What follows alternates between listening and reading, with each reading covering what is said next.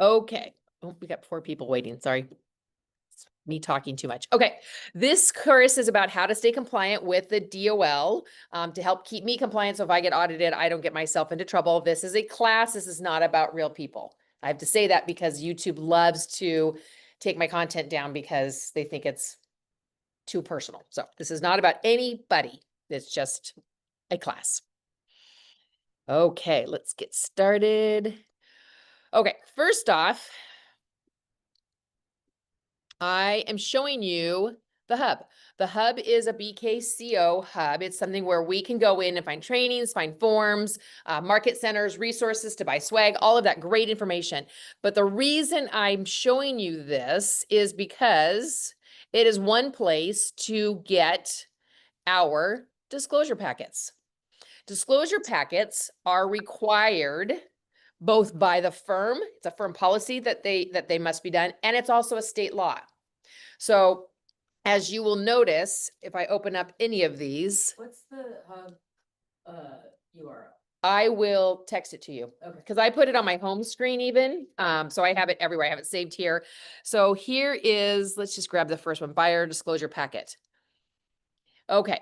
In the buyer disclosure packet, it tells you exactly what's attached to the packet and what initials and signings need to happen. So you'll notice it says 41D, signature required on that page.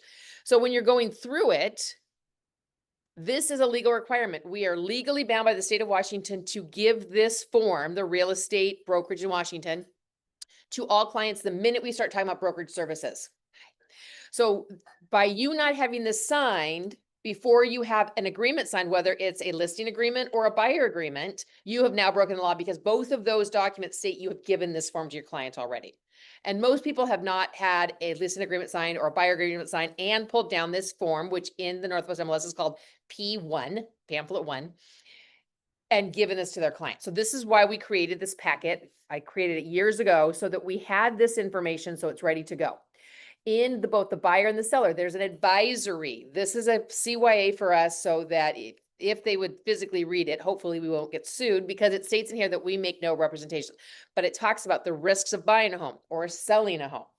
It also talks about wire fraud. And it's 9 pages long. So it was written by attorneys and it's very lengthy. And this needs to be initialed there. So if you go through it, and if you've never gone through the disclosure packets, go through them so you know what needs to be signed. Why it's important to have a home inspection, which you just talked about before class started. And it also, which is not in the seller packet. So if your seller, which we just talked about, sellers should never have their own inspection of their property before they list it.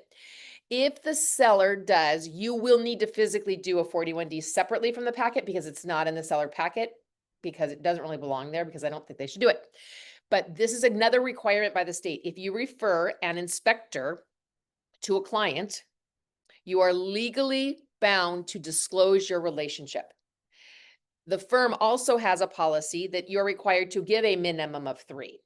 A lot of times I see people give one. Number one, that is a recipe for a lawsuit. So just know that this needs to be done. If you've not ever done it, you should download this packet, the buyer packet. You fill this in and then upload it somewhere where you can access it on a regular basis. So you don't have to fill it in every time you're doing a signing. Okay. If you're on a team, have the admin people do it. See if your TC will do it. Then you have to disclose your relationship. So mine would say inspector name. My relationship is 1, I refer them to all clients. 2, one of them says I refer to all clients and I've used them personally. The third one might say business and I refer them to everybody. So whatever that relationship is. In Kirkland, we have an agent that's married to an inspector. So hers will be husband. I usually just say professional. That's fine. Is that But if you've used them personally, you should always say I've used this one personally. Okay. And so download that. And again, you can go into Transaction Desk and you can upload this and you can fill out this and then download it as a PDF rather than create a signing around it. And then you can put it wherever you want. Maybe you keep it as a template in Transaction Desk, which I'm going to show you that in a minute, would be another great thing to do so that you can access it very easily. And then of course, wire fraud. I do have in there directed by the contract, but you should also download this full form when you do put in your name and your telephone number. We have had wire fraud in the past in the Kirkland office. And this particular particular pamphlet, as well as the advisory as a buyer, protected us because there's 2 locations. This page plus the advisory states that wire fraud is real, and don't ever accept any written documentation that says, here's new wiring instructions, and that's what happened. And then, of course, our affiliated business, which this is also a requirement that if we use any of these, especially people that are on the place team, a lot of these organizations are partly owned by Ben, and we have to disclose because Ben does make money off that, and potentially people in some place teams also make money off of these relationships. So this is also a requirement. So before you have a listing agreement, a 1A or a 47, seller representation, or a 41, which is buyer broker service agreement, BBSA, this needs to be part of that signing. So the minute that you create your signing, make sure that whatever packet you need is uploaded as part of that signing. They should not be signing the agreement first. Now, is there a situation where you happen to have a Form 41 or a 1A in your car? When back in the old days, we carried them around in our cars and had people sign it.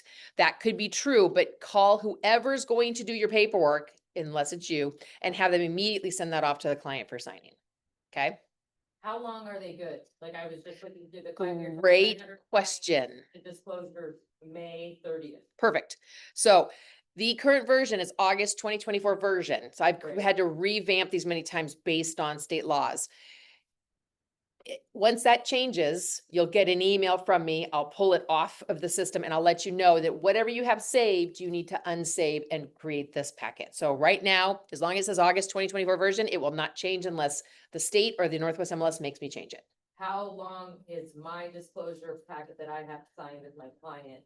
Until I have until I have to revise it. Okay. So if you might sell a house to a client and then maybe they're an investor and you sell them another house, this packet is good. Just re-upload it into the new command for the next property they buy. Does that make sense? As long as that client's received it, it doesn't matter how long ago they received it. They Okay. received it from you. Yep. Could have been a year Received ago it, you gave right. it to them. Okay. Yeah. Yep, and that's As long fine. as it's the same version. Exactly. So that's one place to find it is in the BKCO hub. The next, You can email everybody the link. yes, Oh, okay. I will, yes, I will email it And out. if you look up if you Google BKCO Hub, you'll find it. You will, It's okay, the first perfect. thing. I've seen Perfect. several of them pop up that. Yeah. Different. The next place that you will be able to find them is in Transaction Desk. So if you go into Transaction Desk,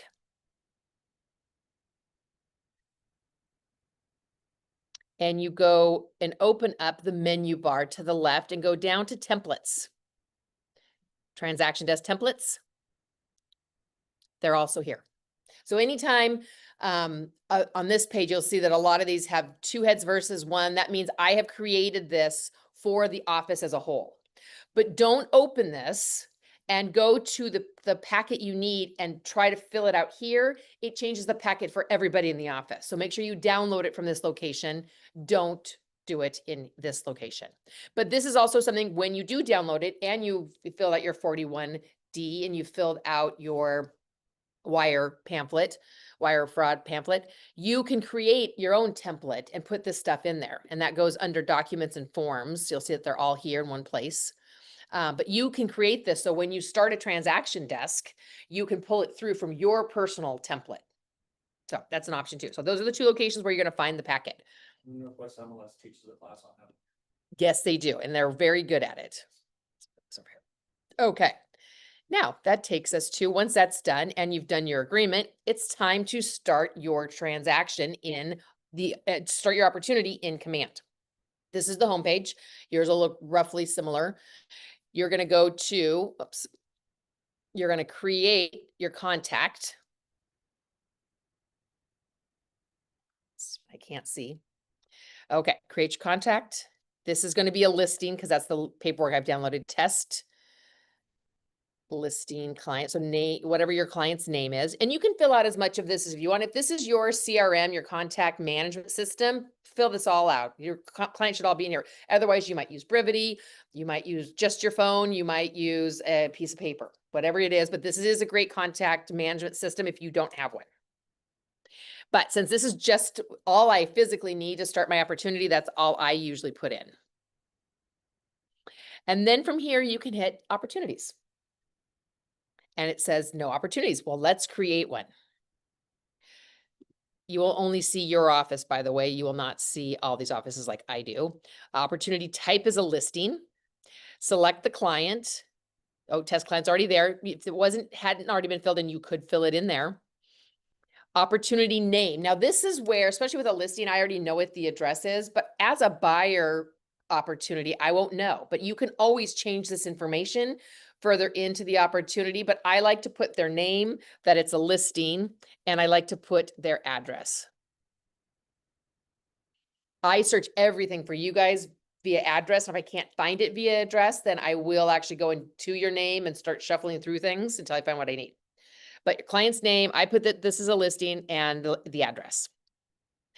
Don't have a closing date. So that really doesn't matter. Oops, that really doesn't matter because what you see here is there's only a couple of spaces where it's required that I have to fill something in, and it's going to have a little asterisk next to the name. This one is opportunity phase. I recommend anytime you create an opportunity where maybe it is being cultivated, but I recommend you always change it to active and you always change it to negotiations, because some of these phases and stages I can't see until you've changed it to active and negotiations. And you may need me to pop in and find something, whether it's here or in transaction desk. So that's why addresses are hugely important to me. And then create your opportunity. From there, you can either open up your sidebar and go to opportunities, or you can simply click on it from the contact page under the opportunity tab here, and it takes you straight into one. And I believe, did I already change and move things around? You guys may not know, but I am starting to create and change some of the folders and where placeholders are, and I'll describe that as I go through this. Collapse the panel. Okay. This needs to be done. The general information. Oh, they've really changed some things in here. Okay. Wow. Okay. So general information is in here. This is all new. Okay. Okay. I may change things around, but so does key WRI. So from here, all we need to do is documents. Now, this is where you pick your checklist type. Because I said this is a listing from the main page, it's only going to give me certain things to pick based on listings, not buyers. So from here, it's going to be listing seller for all property types, whether it's a condominium, vacant land, farm, no matter what it is, it's all goes into this particular status or property type. You'll notice that we have a bunch of things that you can drop in here. These are called placeholders. So this will tell you exactly what I need and where you need to put it. So it states here that I need the disclosure packet, so that should already be done. You can click on this once it's been downloaded to your computer. And you can pull it up.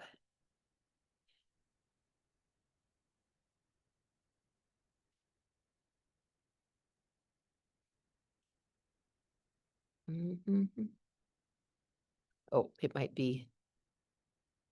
There it is, disclosure packet. Great, uploaded. Now from here, you'll notice that in this top area, it says status, it says in progress.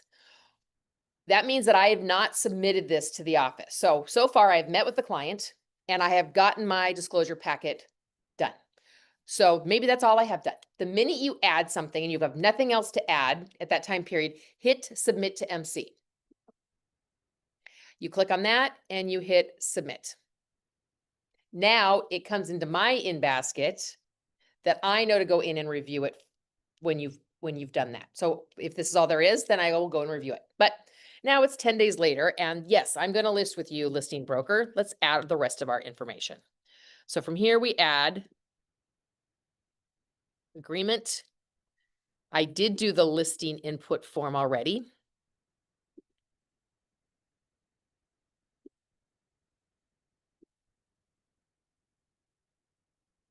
We're just going to guess what some of these are because this is somebody's other's actual agreement.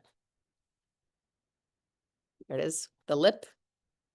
And that's all I have. Again, let's say that you're reviewing broker, which is me. I have not gone in and done this, which I do every day. I try to, at least not on the weekends. Because it is already grayed out that says submit, it means I have not reviewed it. So it's okay for it to stay in this status, and that once you've hit submit and you've added things later, you don't have to hit resubmit. If I've gone in and reviewed it and you've added things, then you will have to go in and hit to or resubmit button.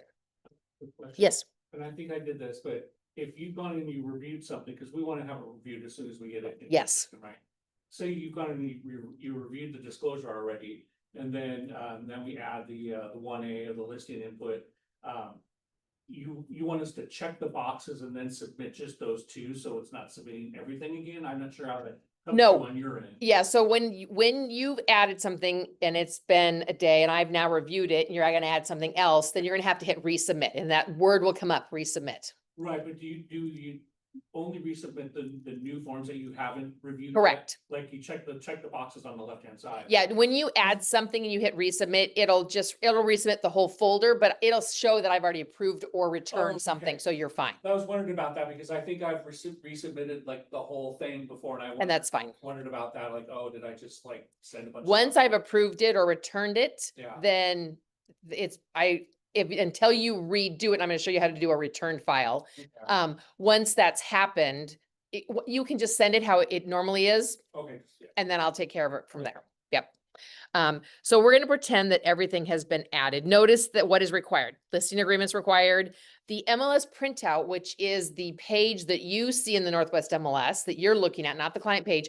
Download that from the MLS and upload it here because that helps me with information that I might need to have. And then is the seller disclosure, which is your Form 17 or your 17C. If for some reason that it is truly exempt, you can easily just do a PDF of something and upload it that's saying this is exempt. And usually when it's not here, I will look to see how your listing agreement is read. So if it says the living trust of X, Y, and Z, that is not exempt. Okay, an exempt is a true estate sale. So on title, it will say the estate of X, Y, and Z. If it doesn't say that, then it's probably not exempt. If it's a bankruptcy trustee, they are exempt. They're gonna be an attorney that is helping somebody with a bankruptcy and then selling the house to get rid of the bankruptcy as much as they can. Or if it's subject to a public offering statement, which you will find in a new construction condo, and in there will be a section about disclosures, and you can grab that and download it here, or you can upload the whole public offering statement is fine. Resale certificate is not the same, not a resale condo, only new construction condo will have a public offering statement or a POS. I will probably be changing FERPTA to required because FERPTA is required. The seller has to disclose their level of residency in the state of Washington for taxation purposes, and that will have to get sent to escrow once you have mutual acceptance. Okay, so I'm going to be changing that to required. If for some reason your client did completed a Form 35P, which means the seller has signed an agreement that buyer, you can do an inspection prior to writing the offer and then upload the one that's signed by your client. If you, and this is for especially like place teams, if you're in a place team, a lot of you will have agency disclosures of multiple brokers. This is only if there's multiple brokers in that situation. So this one might say broker A, and then the team head rainmaker, broker B might be one of those people, and that needs to be disclosed to the buyer. So you're gonna do that probably ahead of time and put it in supplements. And then it's really simple to just go through and see what's here. So you see, if I don't have something in here and you've got a unique situation, I've given you 3 other placeholders that you can add additional addendums. Now, if for some reason you filled up those 3 additional addendums, you can come up here to the 3 little dots in the right-hand corner next to my computer manual, and you can put add a document. And by that, you can put the name of what it is. This is addendum. And what type is it? Isn't it? And really, this doesn't matter to me. This type, you can put other, you can put whatever you want. I don't know why they even bother. All I need to do is see it. And then you can upload it from your computer and save. Okay. And that gets added down here at the bottom. And because I did that and I haven't reviewed it, I don't even have to submit it this time. Okay. So that needs to be done within 2 days of your client signing it. So let's say they only signed the disclosure packet. You have 2 days to get it uploaded to Command and submitted to me. Now they've signed all the rest of the documents. You have 2 days to upload it and get it to me. So then that brings you to, now we've got a buyer. So now we've got our offer and ready to go. So this is when you add additional items that you will find. And it tells you exactly what you need. I need the mutual accepted purchase and sale agreement with the attached addendums and the legal. Remember, when you send an offer to a listing firm and a listing broker, and our firm, which is required when you send a document, whether it's an agreement or a notice, you must send it to the other firm, the other broker, and our firm. All of that information is on the front page of any purchase and sale agreement because the MLS pulls it through.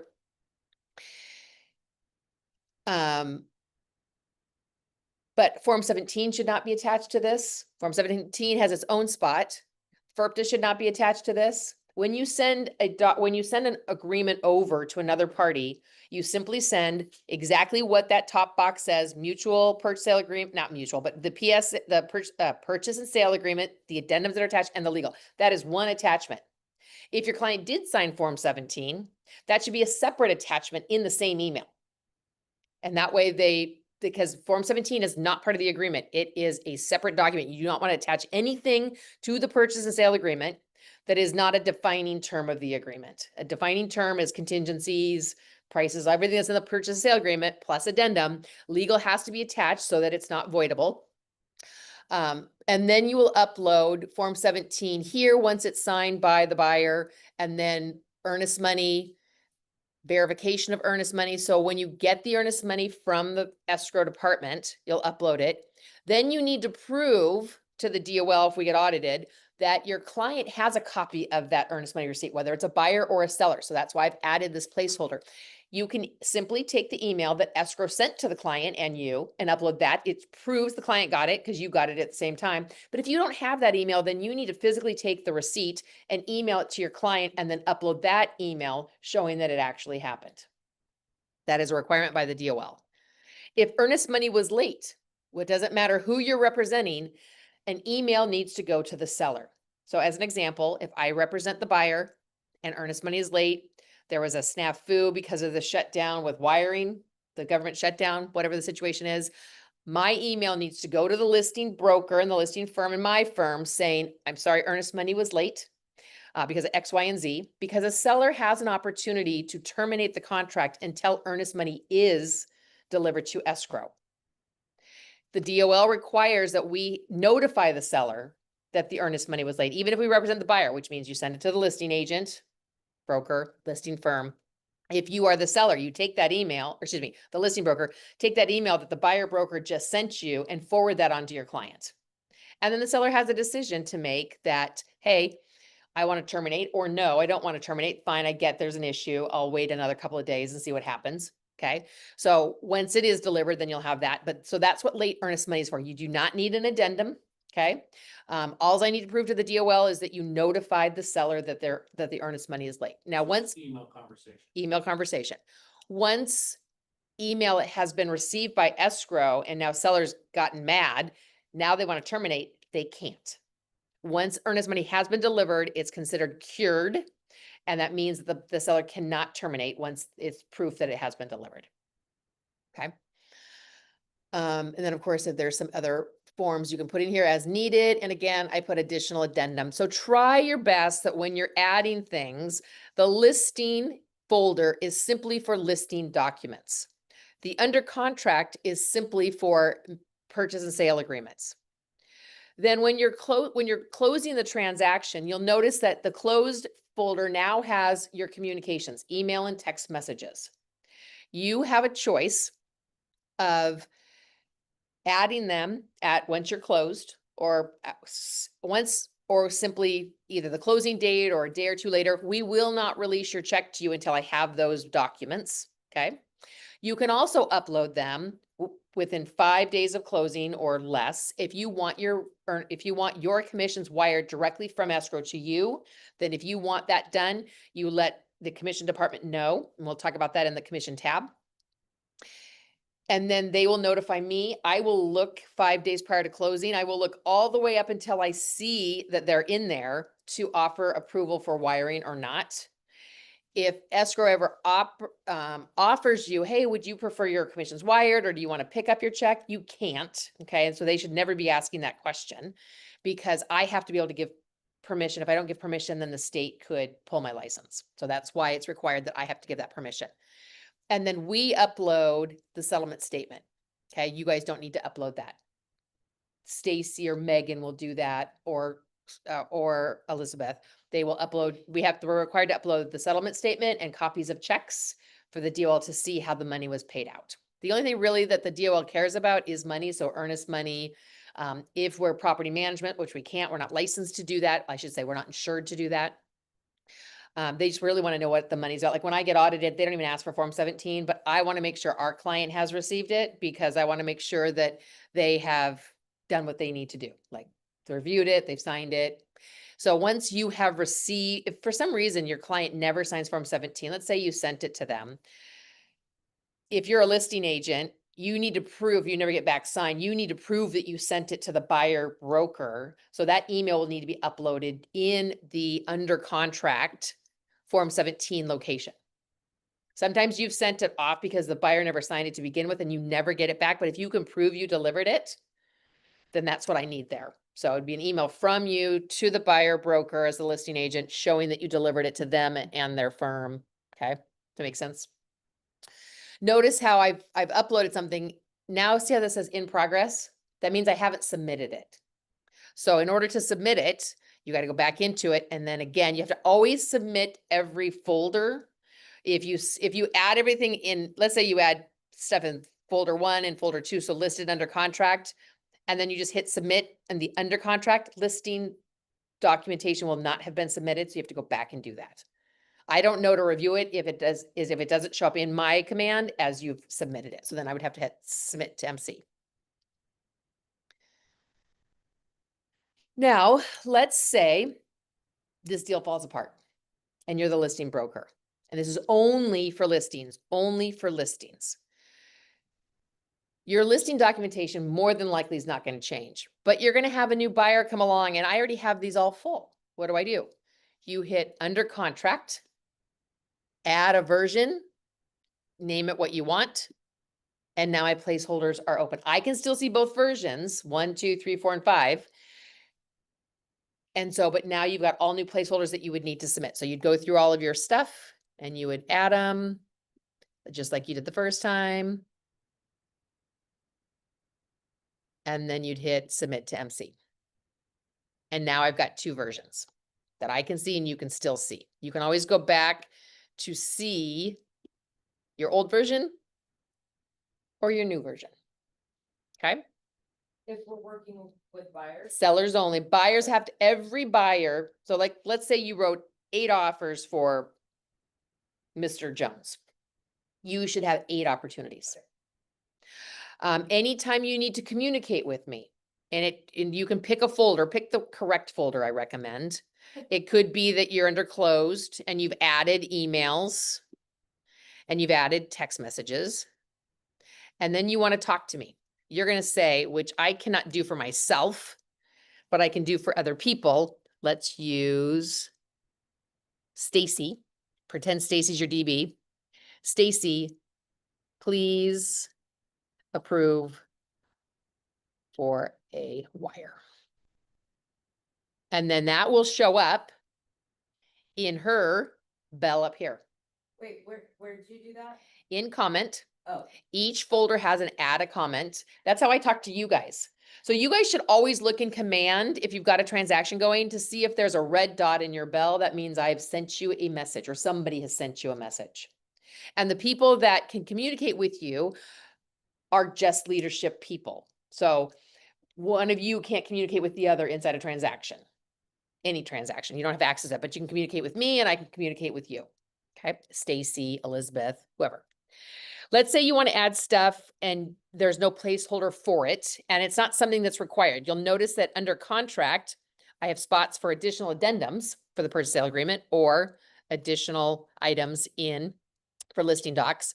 But let's say you want to upload a copy of the inspection report, the title report. You can go into add a custom folder and label it what you want. It might be inspection. inspection. And there it is. You might want to add title. Or something else is you've already added, it's your 5 days prior to closing. You've now added your texts and emails. And again, it's 5 days or less before closing is when you have to add emails and text messages. Not 6 days, not 7 days, 5 days or less. But let's say you did the 5 days and you want to add the rest. There's maybe more communication. Maybe you want to add some more. So put it here in custom folders. And maybe you can communications. I really cannot see without my glasses on half the time.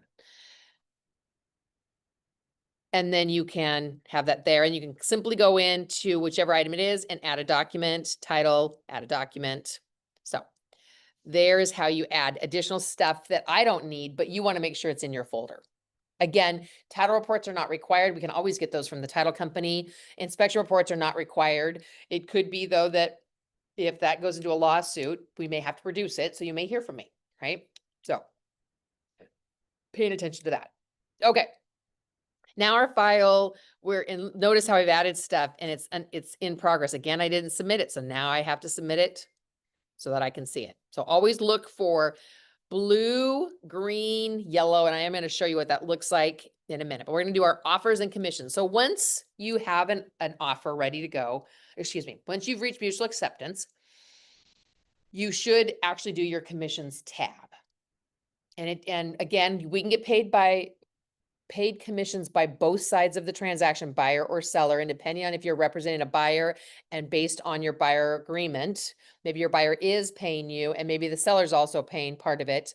You'll make sure to document that both here on the commissions tab and when you're under contract. I don't know if this one has it because no, the buyers will have it. There is a placeholder that I have created, the new form that says the seller isn't paying me, just the buyer, or seller's paying me money, which will be reflected on the purchase sale agreement. And then the buyer is paying the rest, and that'll be reflected on the new form that I have put into transaction desk templates that says buyer compensation. Now for offers and commissions, you would add a new offer. And you can call it what you want, offer, property address. Now, the problem is it has to be in KWLS in order to be able to, yeah. Hopefully that will work. Or you can create. So I don't know if this will work. Let me see, 5039.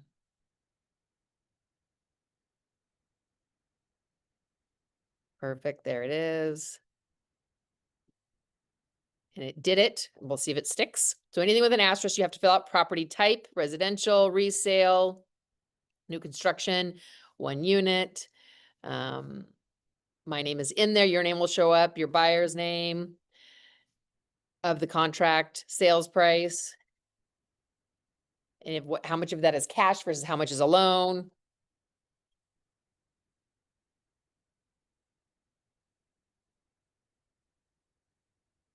The rest of that's financed. Again, if it doesn't have an asterisk, you don't need to fill it in, but we do need the close date. Make sure it's not a weekend. And then create and accept offer. And this popped up.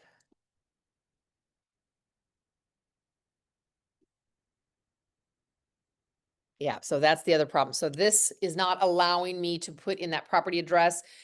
If it is not in there, you go into select KLS and create exclusive listing, and it will ask you additional questions.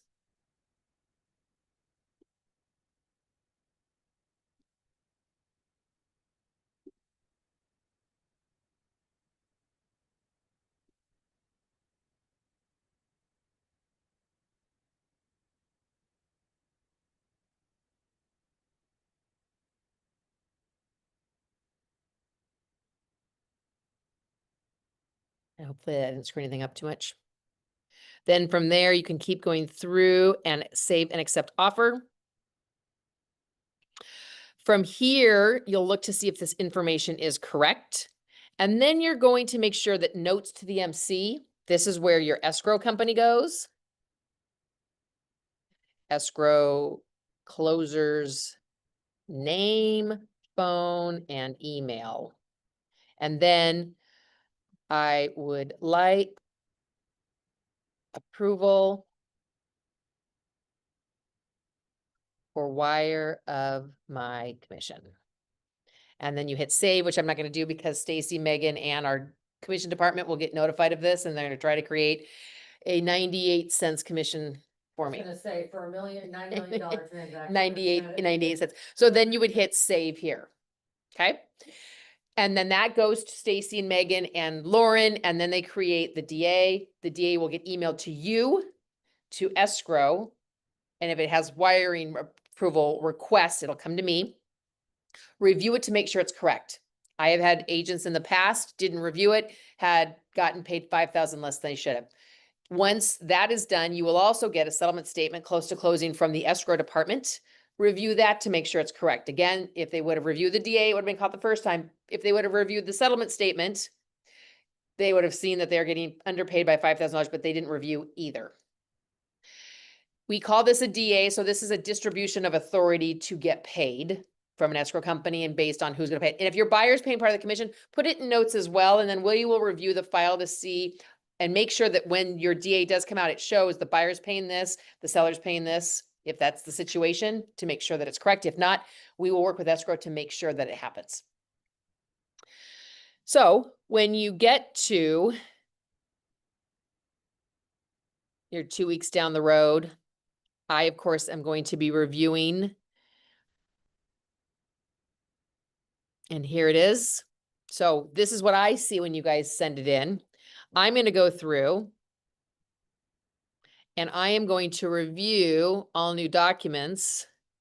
Okay, that is correct. Great, approved. And of course, I look through it to make sure it's signed. Nope, this is correct. Make sure it's all signed. Great. Go through, make sure it's all signed. Great.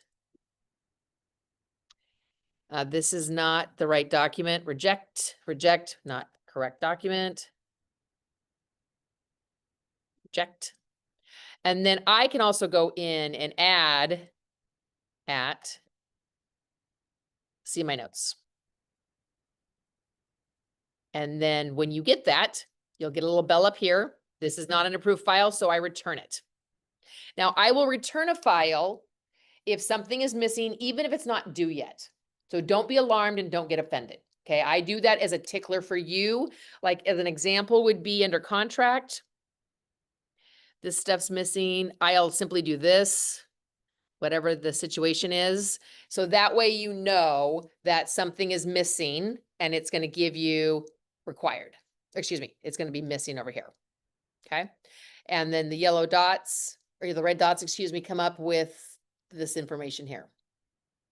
So see that? And so you'll get the similar messages. And so that's what that is, what you need to do to be compliant. Now, let me go just show you one quick form again so that you're familiar with what I'm referring to. The buyer paid compensation. So I created this form. This is a situation where, let's say, the seller is offering 2%. And you put on their 3% because that's what your agreement says on line 17B or 19B for a condominium. And the seller comes back and says, no, I'm still only paying 2%, but your buyer is going to pay 1%. So you get your 3% total. I don't know why it's not showing up. I created this form so that it can be filled out. There it is. This is if your client is paying any part of your commission on a buyer transaction. So if you're the buyer rep, your buyer's paying any part of the commission to you, this form needs to be completed. And escrow will want it. The lender will want it. Escrow may not want it, doesn't matter, but I need to make sure that it's in the file and escrow may want it, but you can also put that in notes and we will put that on the DA that the buyer is paying a portion. But this is to make sure I'm making sure your buyer understands that you're paying us a portion of the commissions as they have agreed upon. I have had situations where buyer did agree to it. This wasn't in place. We didn't have it yet. And buyer says, I'm not going to pay it. So that's why we want to make sure that if the buyer's paying it, It's just like if you are doing a waiver of inspection, I require you to have a 35W in the file so I can confirm that the buyer has chosen not to have an inspection. So, because it reads on there, you have been told you should have one, you've decided not to have one. So this is, you said you would pay me and confirming that you're gonna pay me, and we will put that on the DA and put that on the settlement statement accordingly. Okay? Any questions? This is recorded, so you will be able to find this in the hub as well as, I think, in our link tree. Are we still putting it in the link tree? Okay, so I'll get this emailed out so that if you ever need to refer back to this, you can. Okay? You can always call me. I can usually get through a few steps with you verbally even if it's not directly in front of me. Any questions online? I have a question about buyer brokerage service agreement. Buyer broker service agreement. So that's Form 41. Let's just go back into where we were. So I've had this particular client since May. Okay. So we have signed multiple 41As, 41s. 41s. Okay, you can always amend it with a 41A. That's what my question was gonna be. Yep. So if we sign it, it expires. Yep. I can then just do. The 41A. extended, Yep, and that's paragraph 1.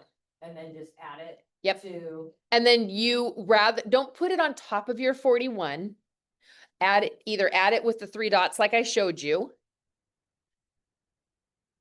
This little thing over here, but or add it, if this is the buyer, this will say actually under a buyer, it'll say consult versus list if this is a buyer. yeah, under console, yeah. So, yeah, it doesn't show because this is listings. And then you can just do the 3 dots and add it.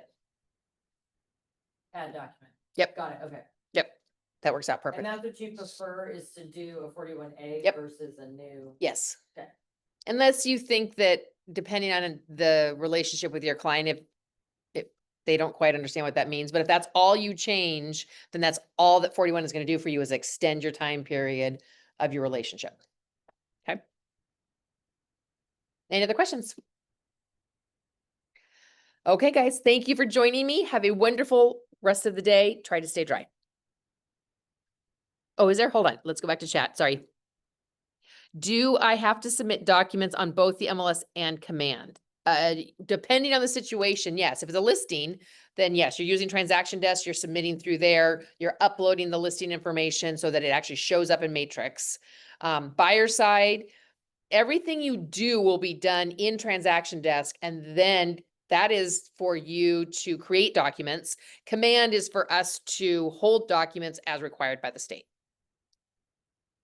Okay. Awesome. You're very welcome. Okay. Is there anything else? Nope, we're good. All right, guys, have a great day. Stay dry. Bye. Thank you.